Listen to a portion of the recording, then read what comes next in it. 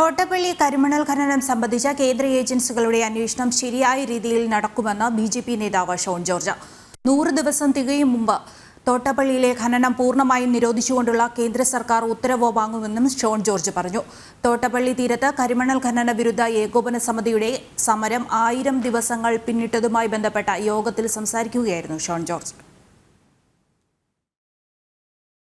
കേരള രാഷ്ട്രീയത്തെ പിടിച്ചുലയ്ക്കുന്ന കരിമണൽ മാസപ്പടിയെക്കുറിച്ചുള്ള അന്വേഷണങ്ങൾ പുരോഗമിക്കുമ്പോഴാണ് ഖനനവിരുദ്ധ ഏകോപന സമിതിയുടെ സമരം 1000 ദിവസങ്ങൾ പിന്നിടുന്നത്. തോട്ടപ്പള്ളി തീരത്തെ കരിമണൽ ഖനനവും മുഖ്യമന്ത്രിയുടെ മകൾക്കുള്ള മാസപ്പടിയും തമ്മിൽ ബന്ധമുണ്ടെന്നാണ് പ്രധാന ആരോപണം. തോട്ടപ്പള്ളി വടക്കേക്കരയിൽ നടന്ന യോഗം മുൻ KPCC അധ്യക്ഷൻ VM സുധീരൻ ഉദ്ഘാടനം ചെയ്തു.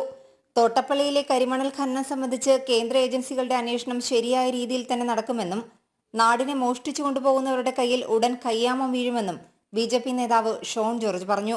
100 ദിവസം തികയുന്നതിന് മുമ്പ് തോട്ടപ്പള്ളിയിലെ ഖനനം പൂർണ്ണമായും നിരോധിച്ചുകൊണ്ടുള്ള കേന്ദ്ര സർക്കാർ ഉത്തരവ് വാങ്ങി ഞാൻ നിങ്ങളുടെ മുമ്പിൽ വന്നിരിക്കും. കേന്ദ്ര ഏജൻസിയെ ഭരിക്കുന്ന രാഷ്ട്രീയ പാർട്ടിയുടെ പ്രതിനിധി എന്ന നിലയിൽ ഞാൻ പറയുന്നു, ഈ അന്വേഷണം നേരെ ചുവ തന്നെ നടന്നിരിക്കും. അതിനപ്പുറത്ത് ഈ നാടിനെ മോഷ്ടിച്ചുകൊണ്ട് പോയവരുടെ കയ്യിൽ കയ്യാമം ഇട്ടുകൊണ്ട് പോകുന്ന കാഴ്ച തോട്ടപ്പള്ളി നിവാസികളായി നിങ്ങൾ കാണും, ഒരു സംശയം വേണ്ട. എന്തിനായിരുന്നു കർത്തയ്ക്ക് വേണ്ടി വാദിച്ചതെന്ന് മന്ത്രി P രാജീവ് ജനങ്ങളോട് മറുപടി പറയണമെന്ന് യോഗത്തിൽ മുഖ്യപ്രഭാഷണം നടത്തിയ KK രമ MLA ആവശ്യപ്പെട്ടു.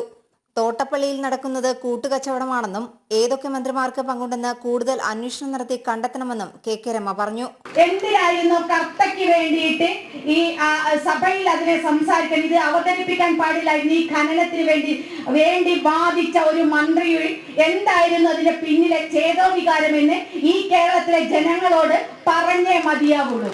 അപ്പൊ ഇത് മന്ത്രിമാരെല്ലാം ഇതൊരു കൂട്ടുകച്ചവടമായിട്ട് നടത്തിക്കൊണ്ടിരിക്കുകയാണ്. ഇതിൽ ആർക്കെല്ലാം പങ്കുണ്ട് എന്നുള്ളതിനെ സംബന്ധിച്ച് കുറച്ചുകൂടി അന്വേഷണം നടത്തിയാൽ തെളിയുമെന്ന് തന്നെയാണ് ഞാൻ വിചാരിക്കുന്നത്. ജനം, ആലപ്പുഴ.